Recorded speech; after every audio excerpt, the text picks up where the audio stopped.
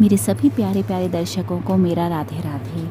जय माता महालक्ष्मी। आज मैं आपके लिए लेकर आई हूँ माता महालक्ष्मी व्रत की मैंने अपने घर पर कैसे पूजा की।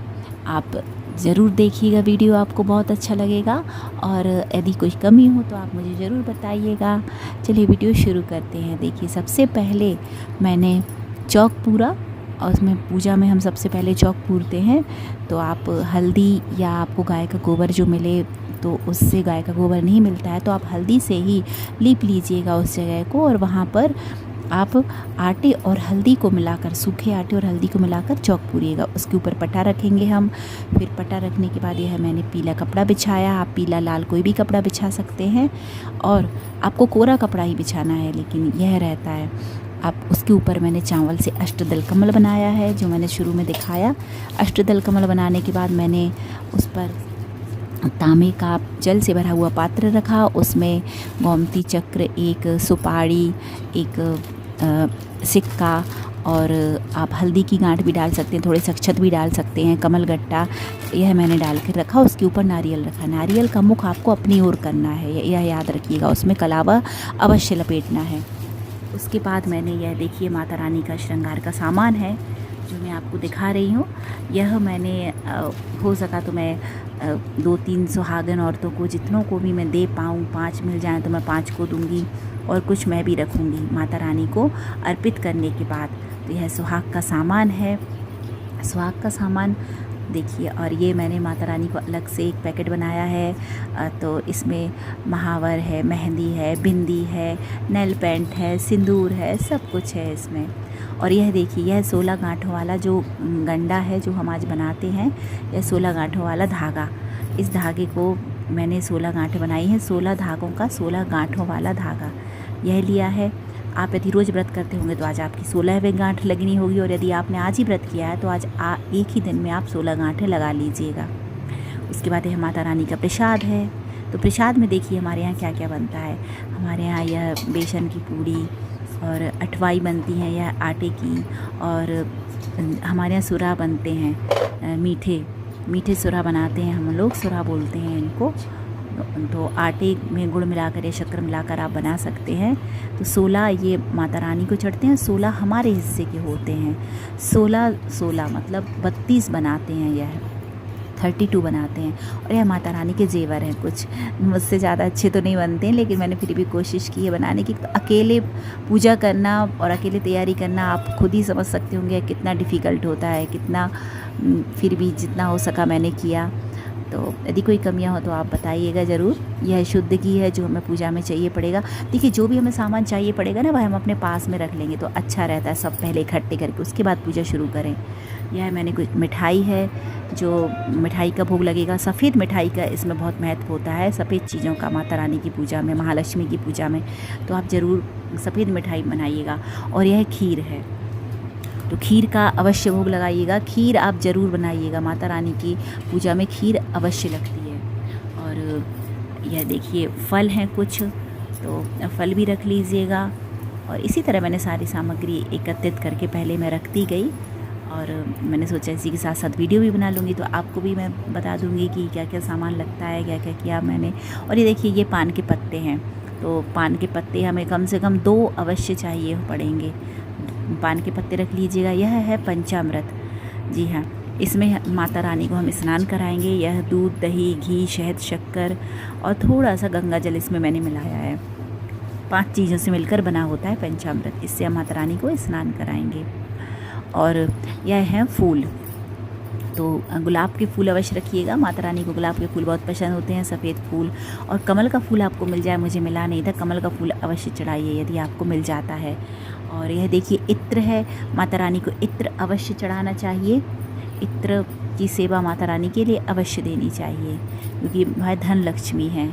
और यह जनेऊ है, सुपारी है, कौड़ी है, कमलगट्टा है। आप जितनी हो सके माता रानी को आप समर्पित कीजिएगा, और उनको फिर हमें एक कपड़े में बांधकर हमें अपनी तिजोरी में रखना चाहिए, अच्छा रहता है। माता रानी को कमलगट्टा और कौड़ियाँ अवश्य चढ़ानी चाहिए। और देखिए, यह लौंग इलायची है। तो यह हम जब माता रानी को मुख शुद्धि करेंगे ना, सभी भोग लगाने के बाद मुख शुद्धि के लिए हम चढ़ाएँगे लौंग इलायची। देखिए, ये कमलगट्टे हैं। तो आप कमलगट्टे 5 7 या फिर नहीं आपके पास, आप एक कमलगट्टा भी माता रानी को अर्पित कर सकते हैं। अब चलिए हम पूजा शुरू करते हैं। तो हमने सबसे पहले देखिए हमें चावल और फूलों का आसन देकर हमें अभी हम दीप कलश हम रखेंगे। तो दीप हम जब भी रखेंगे तो हम चावल और फूलों का आसन देकर ही रखेंगे, खाली नहीं रखा जाता है। और आप एक लंबी बाती का दिया अवश्य जलाइएगा। और एक यह शुद्ध घी का दिया है जो जिससे आप आरती भी कर लेंगे, इसी से बाद में आरती है। बस इतना याद रखिएगा, आप जब माता रानी की मूर्ति रखते हैं ना, तो माता रानी का जो दायां रहता है उस तरफ हमें तेल का दिया रखा जाता है हमेशा, और माता रानी के बाएं साइड घी का दिया रखा जाता है। ऐसा ही हम दीपावली की पूजन में भी याद रखते हैं। कि मैं आपको वीडियो में समझाती जा रही हूँ। ये है मेरी माता रानी जिनकी हम पूजा करेंगे। देखिए इसमें गज लक्ष्मी माता की पूजा होती है, मतलब हाथी पर सवार जो महालक्ष्मी रहती हैं उनकी पूजा होती है। तो मेरे पास यह पीतल की मूर्ति है, मैं इन्हीं की पूजा करती हूँ हर साल, और जिससे इनको मुझे विसर्जित नहीं करना पड़ता है और इनकी स्थापना मैं अपने मंदिर में जो कहते हो कर लेती हूँ। तो मैं इन्हीं की पूजा करती हूँ। देखिए हाथी पर बैठी हुई हैं ये, और इसमें साइड में दिए बने रहते हैं ऐसे। तो हम 16 दिए बनाते हैं ना जो पूजा में, खैर इन पर तो नहीं बनेंगे रख कर, तो हम एक प्लेट में सजा कर रख लेंगे। यह मेरी माता लक्ष्मी है, तो इनको भी हम रख लेंगे पट्टे पर। और यह है आपको दूर्वा। दूर्वा आपको इस पूजा में अवश्य चढ़ाना है, अति अनिवार्य है। दूर्वा गणपति जी की प्रिय होती है, और गजराज हैं जो उनको दूर्वा अवश्य चढ़ाना है। और देखिए खीर है यह अपनी, तो हम यह खीर का भी भोग लगाएंगे, तो हम खीर भी रख लेंगे हम। और इसके बाद अब सभी सामग्रियां आप अच्छे से इकट्ठी करके याद से रख लीजिएगा, जिससे हमें बीच में उठना ना पड़े पूजा के। अब चलिए हम पूजा शुरू करते हैं। तो आपको सबसे पहले आपको अपना दीपक प्रज्वलित कर लेना है। तो हम दीपक प्रज्वलित करने के बाद पूजा शुरू करेंगे। अब आप एक कटोरी में माता रानी को आप रखिएगा, एक बड़े से बर्तन में, जिसमें हम उनको स्नान कराएं तो अच्छे से हो जाए। सबसे पहले हम आचमन करेंगे। तो हम 3 बार हम जल लेकर पहले केशवाय नमः, माधवाय नमः, गोविंदाय नमः बोलकर हम आचमन करेंगे, और फिर हम चौथी बार में हम हस्त प्रक्षालन करेंगे, हाथ को अपने धो लेंगे मतलब। उसके बाद हम पूजा शुरू करेंगे। हर पूजा के पहले सबसे पहले आचमन करना ज़रूरी होता है। अब हम माता रानी को स्नान कराएंगे, तो सबसे पहले हम माता रानी को जल से स्नान कराएंगे। तो सबसे पहले हम जल से स्नान कराएंगे, उसके बाद हम पंचामृत से स्नान कराएंगे। तो देखिए धीरे धीरे हम पंचामृत, उसमें दूध, दही, घी, शहद, शक्कर और गंगा जल मिला हुआ है, तो उसको थोड़ा सा हम मिला लेंगे, मिक्स कर लेंगे, और फिर उसको माता रानी को हम स्नान कराएंगे, और गजराज को भी अच्छे से स्नान कराएंगे। और माता महालक्ष्मी नमः, माता महालक्ष्मी नमः, माता रानी का हम मन में जाप कर सकते हैं, महालक्ष्मी माता की जय। आप मन में कुछ भी बोल सकते हैं, माता रानी का आपको ध्यान करना है। और हम उनका ध्यान करते हुए हम पंचामृत से उनको स्नान कराएंगे, और पंचामृत से स्नान कराने के बाद हम उनको अच्छे से मलेंगे। जैसे हम स्नान करते हैं ना स्वयं, तो हम ऐसे ही माता रानी को भी हम अच्छे से दिल से, मन से स्नान कराएंगे। और स्नान कराते समय उनको अच्छे से हम पंचामृत से स्नान कराएंगे।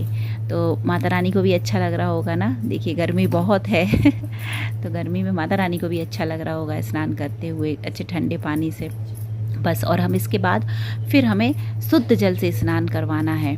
शुद्ध जल से स्नान कराने के बाद उनको अच्छी तरह से एक साफ स्वच्छ कपड़े से हम उनको साफ कर देंगे, अच्छे से सुखा देंगे हम माता रानी को। और उस देखिए दूर्वा से उनको स्नान कराना अति आवश्यक है, तो दूर्वा से भी हम कुछ जल माता रानी के ऊपर छिड़क देंगे। हम दूर्वा से माता रानी को महालक्ष्मी की पूजा के दिन स्नान कराना बहुत ही शुभ होता है। दूर्वा का बहुत महत्व होता है इस पूजा में, हम दूर्वा का ही उपयोग करेंगे माता रानी को जल चढ़ाने में भी। तो दूर्वा से हम माता रानी को जल चढ़ाने के बाद हम साफ कपड़े से माता रानी को हम पोंछ देंगे, और हम उसके बाद हम उनको फूलों का और चावल का आसन देकर हम उनको बैठाएंगे पट्टे पर। देखिए आपको केर का पत्ता यदि मिल जाए तो बहुत ही अच्छा है, मुझे मिला नहीं है केर का पत्ता। तो चावल का, फूलों का आसन देकर हम माता रानी को विराजमान करेंगे। उसके बाद देखिए यह 16 दिए हैं, इन दियों को इस पूजा में जलाना बहुत महत्वपूर्ण होता है। 16 दिए बनाए जाते हैं। आप मिट्टी के भी 16 दिए ले सकते हैं, आप आटे के भी 16 दिए बना सकते हैं। तो आपको शुद्ध घी के 16 दिए अवश्य रखना चाहिए पूजा में। अब हम पूजा शुरू करते हैं। तो सबसे पहले हम दीप की पूजन करेंगे, जो हमने दीप जलाया था उसकी पूजन करेंगे। तो दीप जलाने के बाद ही उसकी पूजन शुरू की जाती है। तो हम जल चढ़ाएंगे, उसके बाद हल्दी, चंदन, अक्षत, रोली समर्पित करेंगे और पुष्प समर्पित करेंगे। उसके बाद हम कलश की पूजा करेंगे। जो हमने कलश विराजमान किया है पटे पर, उसको भी हम जल चढ़ाएंगे और हल्दी, रोली, चंदन, अक्षत सब और पुष्प समर्पित करेंगे और हाथ जोड़कर विनती करेंगे कि गणेश भगवान का ध्यान करके कि हे प्रभु, मेरी पूजा को आप स्वीकार करें और मेरी पूजा में कोई भी विघ्न बाधा ना आए और जो भी गलतियां हों तो क्षमा करिएगा, मेरी पूजा सफल हो और संपन्न हो। और देखिए, गणेश जी की वैसे इसमें स्थापना करना ज़रूरी नहीं होता है, क्योंकि गजराज स्वयं ही गणेश जी का रूप है और उन पर माता रानी विराजमान है। लेकिन फिर भी मैंने गणेश जी को स्थापित कर लिया। आप चाहें तो, आपके पास नहीं हो तो आप एक सुपारी को भी गणेश जी का रूप मानकर आप स्थापित कर सकते हैं। मेरे पास ये चांदी के छोटे से गणेश जी हैं, मैंने इन्हीं को स्थापित कर लिया। आप फिर गणेश जी का भी पूजन करेंगे। जो हमने स्थापित किए हैं उनको भी जल चढ़ाएंगे, चंदन, रोली, अक्षत, चावल सभी समर्पित करेंगे। और आपको दूर्वा से ही जल चढ़ाना है। पूरी पूजा में आपको दूर्वा से ही सभी पर जल चढ़ाना है। और कलश की, गणेश जी की और हम दीप की, सभी की पूजा हम अच्छे से चंदन, अक्षत, रोली और पुष्प चढ़ाकर हम पूर्ण करेंगे। उसके बाद हम माता महालक्ष्मी की पूजा प्रारंभ करेंगे। तो माता जी को भी हम सबसे पहले दूर्वा से जल अर्पित करेंगे। उसके बाद उनको हल्दी, चंदन, अक्षत, रोली समर्पित करेंगे, पुष्प समर्पित करेंगे। साथ ही साथ हम गजराज की भी पूजा अवश्य करते जाएंगे। याद रखिएगा, माता महालक्ष्मी को भी चंदन, रोली, अक्षत सब समर्पित करना है, पुष्प समर्पित करना है और गजराज जी को भी समर्पित करना है। और दूर्वा समर्पित करना नहीं भूलिएगा। गजराज जी को दूर्वा अवश्य समर्पित की जाती है। आप चाहें तो 11, 21, 7 दूर्वा का बंडल बनाकर भी आप, जितनी भी आपके पास उपलब्ध हो, गजराज जी को समर्पित कर सकते हैं। और गजराज जी को और गणेश जी को और माता जी को दूर्वा ज़रूर समर्पित कीजिएगा। इसके बाद जो हमने धागा, गंडा बनाकर रखा था, हमने 16 गांठों वाला, उसको हम पटे पर विराजमान करेंगे और उस पर भी हम जल, हम दूर्वा से हम अर्पित करेंगे। उसके बाद सभी, जैसे सभी की पूजा की वैसे उसकी भी हम पूजा करेंगे। चंदन, अक्षत, रोली, हल्दी से हम पूजा करेंगे और पुष्प समर्पित करेंगे। और माता रानी को वह जो धागा है, हम गंडा है हमारा, यह हम माता रानी को समर्पित कर देंगे। और माता रानी से हाथ जोड़कर हम प्रार्थना करेंगे, हे माँ, इन 16 दिन में हमसे कोई भी गलती हुई हो, कोई भी त्रुटि हुई हो तो हमें क्षमा कीजिएगा और मेरे घर परिवार पर कृपा दृष्टि माँ बनाई रखिएगा। आपकी जो आशीर्वाद है उसकी ज़रूरत हर किसी को होती है। माता लक्ष्मी के बिना, लक्ष्मी की कृपा के बिना कुछ भी संभव नहीं है। आज यह जो पूजा पाठ भी हम कर पा रहे हैं तो यह भी हमें माता लक्ष्मी की ही कृपा से हम कर पा रहे हैं, क्योंकि धन के बिना कुछ भी संभव नहीं है, आप भी जानते हैं। माता रानी से मन से प्रार्थना कीजिएगा, क्षमा याचना कीजिएगा। और यह जो मैंने आप धागा, यह जो गंडा है, मैंने आपका 16 धागों वाला इतने दिन धारण किया था, आज उसका व्रत संपूर्ण हुआ। और माता रानी, आप इसको अपना आशीर्वाद दीजिए और माता रानी को हम वह समर्पित कर देंगे। उसके बाद हम जो भोग हमने रखा है वह हम पटे पर रखेंगे, मिठाई रखेंगे माता रानी को। देखिए, पूरी पूजा जो हमने अभी तक की है वह पूजा ऐसी दिख रही है, तो कितनी प्यारी लग रही है हमारी पूजा। तो बस जो हमारी षोडशोपचार विधि से पूजा है वह माता रानी की संपन्न हो चुकी है। हम जो भोग है वह उनको अर्पित करेंगे। खीर आपने बनाई है, मिठाई और जो भी कुछ आपने बनाया है, सभी भोग का सामान माता रानी को दिखाकर और माता रानी को आप एक प्लेट में, माता रानी का भोग आप अलग से रख दीजिएगा। जो सोरा सोरी हैं, जो हम उनको माता रानी के बनाए हैं ना, 16 अलग से, 16 उनके बनते हैं, 16 अपने बनते हैं। तो वह 16 जो सोरा हैं वह एक प्लेट में निकाल कर और कुछ फल माता रानी को अलग से समर्पित कर दीजिएगा। यह माता रानी का अलग से भोग हो गया। और बाकी का जो भोग है वह भी हम माता रानी को दिखाकर, और देखिए बहुत ज़्यादा है, यह पटे पर नहीं बनेगा तो इसको हम साइड में ही रख देंगे। तो आपके यहाँ जैसा भी स्थान हो आप उस हिसाब से कीजिएगा। उसके बाद जो हमने गहने माता रानी को अपने हाथों से प्यार से बनाए हैं, हम वह गहने माता रानी को समर्पित करेंगे। देखिए, हैं तो छोटे छोटे हैं, चूड़ियाँ हैं, बिछिया है, पायल है, इनमें सब कुछ है। तो जैसा भी बना आपसे जैसा बनता हो आप भी बना लीजिएगा ज़रूर। तो माता रानी को इनको सब समर्पित करेंगे। और देखिए, माता रानी को एक चुनरी ज़रूर उड़ाइएगा आप वस्त्र स्वरूप। आपके पास यदि चुनरी ना हो तो आप कलावा भी माता रानी को उड़ा सकते हैं, कलावा भी एक उनको पहना सकते हैं वस्त्र का स्वरूप मानकर। तो एक लाल कलर की चुनरी माता रानी को अवश्य पहनाइएगा। उसके बाद जो हमने माता को सुहाग का सामान हमने रखा था, सब प्रेम भेंट माता रानी को हम सुहाग समर्पित करेंगे, सुहाग का सारा सामान समर्पित करेंगे। तो माता रानी को देखिए इतनी जगह नहीं है पटे पर कि अपन सब सामान रख सके, तो माता रानी को दिखाकर और उस पर थोड़ा सा जल मनस कर हम साइड में रखते जाएंगे पटे के। और कुछ चूड़ियाँ हैं जो मैंने माता रानी को पहना दी हैं, इनको हम सुहाग स्वरूप पूजा के बाद हम माता रानी से जब सिंदूर लेंगे तो यह चूड़ियाँ भी लेंगे हम, और हम इनको धारण करेंगे। तो सभी सुहाग का सामान हम माता रानी को समर्पित कर देंगे। जैसे हम तैयार होते हैं ना, तो उसके बाद हम परफ्यूम लगाते हैं, इत्र लगाते हैं। तो महालक्ष्मी माता जी को आप इत्र की सेवा अवश्य दीजिएगा, इत्र ज़रूर समर्पित कीजिएगा, और इससे हमारे सौंदर्य में वृद्धि होती है। माता रानी को आप देखिए इत्र आप डायरेक्ट ऐसे लगा सकते हैं, उंगली में लेकर उनको थोड़ा सा मूर्ति से उनकी टच कर दीजिएगा उनके कपड़ों पर, और नहीं तो फिर आप एक पुष्प में इत्र लेकर माता रानी को समर्पित कर सकते हैं। यह भगवान को इत्र समर्पित करने का तरीका होता है। पुष्प में लगाकर आप माता रानी को इत्र समर्पित कर दीजिएगा। और देखिए मैं बोलना भूल गई वीडियो में, गणेश जी भगवान को आप वस्त्र स्वरूप कलावा अवश्य अर्पित कीजिएगा। और देखिए यह वो है 16 दिए हैं जो हमने बनाए हैं, इनको भी हम पटे पर रख लेंगे और इनकी आरती हम बाद में करेंगे। और देखिए पूरी पूजा ये होने के बाद आप एक बार जल अवश्य मिनस दीजिएगा। ऊपर से जल हमें मिनसना होता है, ऊपर से पूजा के ऊपर दूरबा से ही आप जल मिनसिएगा, क्योंकि हमने जो भोग माता रानी को समर्पित किया है, सुहाग का सामान माता रानी को समर्पित किया है, उन सभी के ऊपर से आपको जल मनसना ज़रूरी होता है। तो इसलिए हम 3 बार गरुड़ घंटी बजाकर हम दूरबा से जल मिनसेंगे। उसके बाद हम पोथी पढ़ेंगे, कथा सुनेंगे। तो आप कथा सुनते समय हाथ में अक्षत और पुष्प लीजिएगा और पोथी सुनिएगा। ये पोथी की पूजा ज़रूर कर लीजिएगा आप पोथी पढ़ने के पहले, और चंदन रोली अक्षत पुष्प समर्पित करके। और देखिए जब हमारी पूजा में कथा हम पूरी सुन लेंगे, पोथी पूरी पढ़ लेंगे, उसके बाद हम जो हाथ में अक्षत और पुष्प लिए हैं वह माता रानी को समर्पित कर देंगे। देखिए हमारी पूजा कितनी प्यारी लग रही है। तो बस ऐसे ही हम माता रानी की कथा सुनकर पूजा संपूर्ण करेंगे। उसके बाद हम माता रानी को, हमने भोग समर्पित किया था, माता रानी को मुख शुद्धि के लिए हम पान के पत्ते पर लौंग इलायची रखकर हम उनको समर्पित करेंगे। और माता रानी का सबसे प्रिय भोग कौन सा है? माता रानी का सबसे प्रिय भोग आपको पता है, शहद है। शहद के बिना माता रानी को पूजा जो हम भोग लगाते हैं वह सभी कुछ अधूरा है। तो एक पान के पत्ते पर आपको माता रानी को थोड़ी सी शहद रखकर समर्पित अवश्य करना है। माता महालक्ष्मी का, जो लक्ष्मी माता हैं, उनका जो प्रिय भोग है वह शहद है। दीपावली पर भी हम शहद का भोग माता रानी को अवश्य लगाते हैं, और यदि आप नहीं लगाते हैं अब से अवश्य लगाइएगा। देखिए हमने ये पोथी तो पढ़ ली। अब एक जो कहावत है, एक कहानी है जो हमारी दादी नानी हमेशा से कहती आ रही हैं, तो वह कहानी भी कहना होता है इस पूजा में।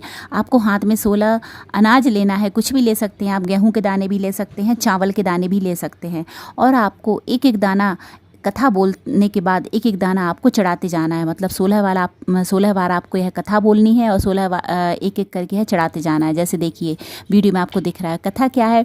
पोटा से परपाटन गाँव, मंगल सेन से राजा आए, अमैती दमैती रानी, बम्बन बरुआ कहें कहानी, सुनो महालक्ष्मी देवी रानी, हमसे कहती तुमसे सुनती, 16 बुल की एक कहानी।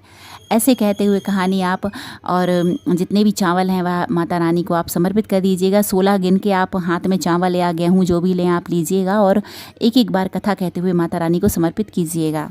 इस पूजा में 16 चीज़ों का बहुत महत्व है। 16 श्रृंगार, 16 अनाज, आपको ऐसे 16 करके आपको समर्पित करना है। यदि आप 16 श्रृंगार की सामग्री आप समर्पित नहीं कर सकते हैं, तो आप सभी को मिलाकर 16 सामग्री तैयार कर सकते हैं। हर एक चीज़ को मिलाकर आप 16 चीज़ें करके भी आप माता रानी को दान कर सकते हैं। अब कथा पूरी होने के बाद हम माता रानी का हवन करेंगे, क्योंकि माता रानी अग्नि के द्वारा ही सभी भोग ग्रहण करती हैं। सभी भगवान अग्नि के द्वारा ही भोग ग्रहण करते हैं। तो सबसे पहले हम जो हवन कुंड है उसकी पूजा कर लेंगे। चारों दिशाओं में जल चढ़ाकर, हल्दी, चंदन, अक्षत, रोली, पुष्प चढ़ाकर, और सबसे पहले हम घी की 3 आहुतियाँ देंगी माता महालक्ष्मी के नाम की। ओम माता महालक्ष्मी नमः, माता महालक्ष्मी नमः।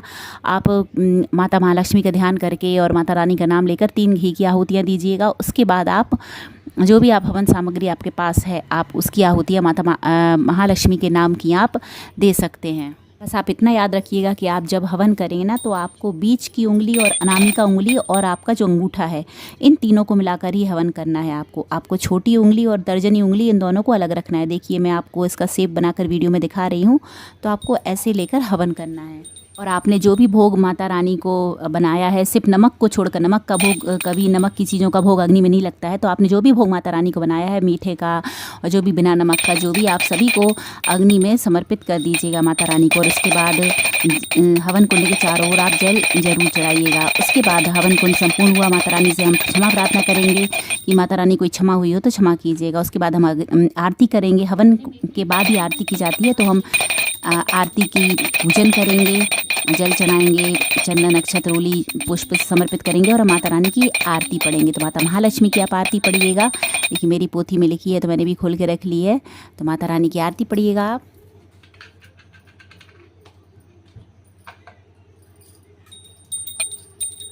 आपको वीडियो मेरी अच्छे से नहीं दिखाई दे रहा तो आप जूम करके देख सकते हैं। देखिए उसके बाद हमने जो 16 दिए बनाए हैं, हम उन 16 दियों से माता रानी की आरती करेंगे और 16 दियों को हम प्रज्वलित कर लेंगे। उनकी भी हम जल चढ़ाकर हल्दी, चंदन, अक्षत, रोली, पुष्प से हम उनकी पहले पूजन करेंगे। उसके बाद हम इन 16 दियों से माता रानी की हम आरती करेंगे। तो देखिए कितने प्यारे लगते हैं। सभी दिए जलने के बाद एक दिए की जो रोशनी होती है वो अलग ही होती है। कितनी प्यारी पूजा लगने लगी हमारी। और आप जब भी आरती करें तो आरती करने के बाद आपको उसके आरती के चारों तरफ आपको 3 बार जल अवश्य फिराना है। और सबसे पहले आपको हाथ में पुष्प लेकर भगवान को आरती देना है। उसके बाद फिर परिवार वालों को और आरती देना है, स्वयं आरती लेना है। बात हमेशा याद रखिएगा आप कि जब भी आप हवन करें, आरती करें, तो उसके बाद क्षमा प्रार्थना माता रानी से अवश्य कीजिएगा। मंत्रहीनम क्रियाहीनम भक्तिहीनम सुरेश्वरी यत् पूजितम मया देवी परिपूर्णम तदस्तु में। देखिए पूरी पूजा होने के बाद हमारी पूजा कितनी सुंदर लग रही है।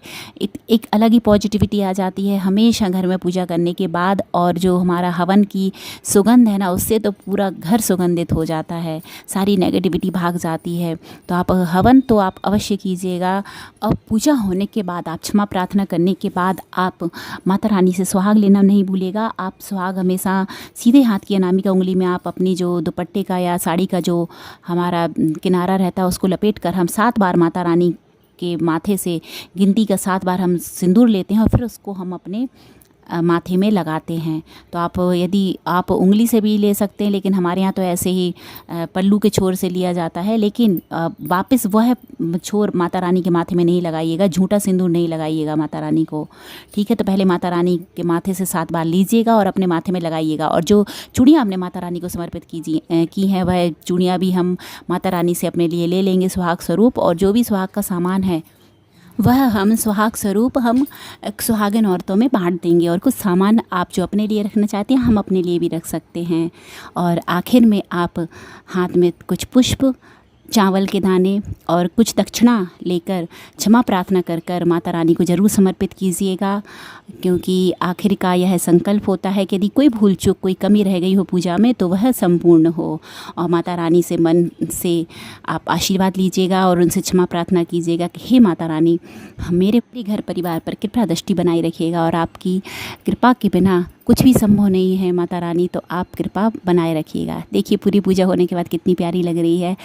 यदि आपको यह वीडियो पसंद आया हो तो प्लीज़ दोस्तों लाइक ज़रूर कर दीजिएगा और आप कमेंट भी कीजिएगा।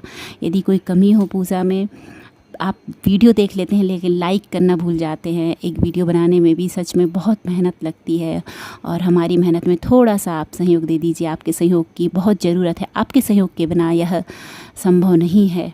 तो जो भी गलतियां हो क्षमा कीजिएगा। और चैनल पर यदि नए हैं तो चैनल को सब्सक्राइब कीजिएगा।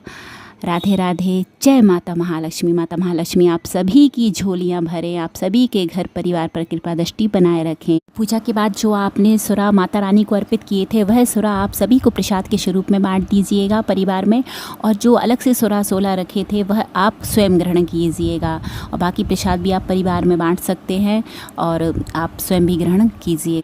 है पूजा हम रात भर रखी रहने देंगे। और माता रानी की जो थाली है वह अभी नहीं बांटिएगा, आप उठा के माता रानी के जो 16 सोरा हैं और उनका प्रसाद है वह रात भर रखा रहने दीजिएगा और सुबह फिर बांटिएगा। और रात भर अखंड दिया अवश्य जलने दीजिएगा। और जो माता रानी की प्लेट है जिसमें हमने उनको 16 सोरा चढ़ाए हैं, फल और जो भी भोग हम रखेंगे अलग से उनकी थाली में, वह सभी ढककर रात भर रख दीजिएगा, जिससे माता रानी रात में आपके घर आएँ और माता रानी प्रसाद ग्रहण करें और आपको ढेर सारा आशीर्वाद देकर जाएँ।